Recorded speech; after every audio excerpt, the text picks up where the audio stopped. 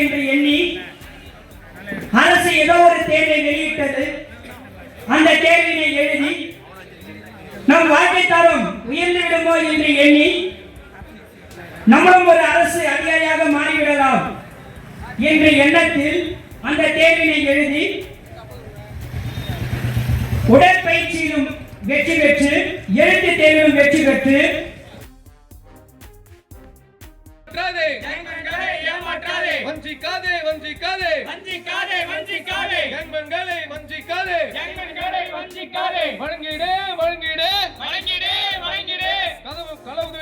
பதவி வழங்கிடு.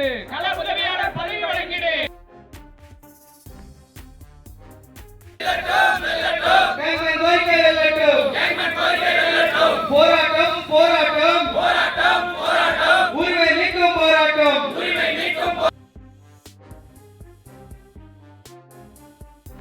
ஒண்ணு கூறிட்டு இருக்கேன். ஒவ்வொரு வீடியோவும் நம்ம போய் பாருங்க. ஒருத்தனோட கணவன் இழந்தா அப்பா இழந்த குழந்தை எப்படி அழுவும் தெரியுமா? தன் அப்பா தான் இறந்திருக்காங்க கூட தெரியாம அந்த சாவு பெட்டி இருக்குல்ல உள்ள நம்மளுடைய கேமன் உள்ள இருக்கிற அவங்க அப்பான்னு கூட தெரியாம அந்த குழந்தை அந்த பெட்டியை போய் தடவி பார்க்குது. 2021ஆம் ஆண்டு முதல் இந்த தமிழ்நாடு மின்வாரியத்தில் கேங்மேன் பணியாளர்களாக பணி செய்து வருகிறோம். நமக்கு எதற்காக கள உதவியாளர் வேண்டும்? சற்று கொஞ்சம் சிந்தித்து பாருங்கள்.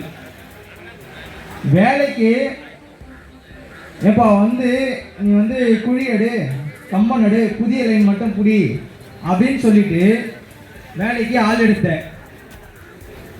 நீ என்ன பண்ணியிருக்கணும்? கேங்மேன் நண்பர்கள் கொஞ்சம் ஏதோ தயக்கத்தில் இருக்கிறார்கள்.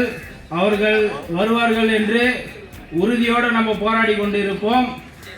நமது போராட்டம் எதற்காக என்றால் கேங்மேன்கள் வாரியத்தில் வரையறுக்கப்படாத அனைத்து பணிகளும் செய்து கொண்டிருக்கிறோம். நம்ம அதில் என்னென்னு பார்த்தீங்கன்னா இப்போ அதுக்கான வாய்ப்பு கம்மி தான் நினைக்கிறேன். அங்கீகாரம் பண்ணுற தொழிற்சங்கங்கள் 18 தொழிற்சங்கங்கள் எங்களுக்கு சாதகமாக பண்ணி பேசியிருக்காங்க. வாரியம் பண்ண தயாராக இருந்தாலும் அரசாங்கத்து மேலே பழி சொல்கிறதுனால அது போது நாங்கள் அரசாங்கத்தோட பார்வைக்கு இதை கொண்டு போய் சேர்க்கணும் அப்படின்றப்ப எங்களுக்கு போராட்ட கிழமை எங்களுக்கு கரெக்டாக தெரியுது. அதனால தான் இந்த போராட்டத்தை கையில் எடுத்திருக்கோம். இவர்களுக்கு இருக்கக்கூடிய ஒற்றை கோரிக்கை அதுதான். ஒரே கோரிக்கை கள உதவியாளராக மாற்றுகிறது.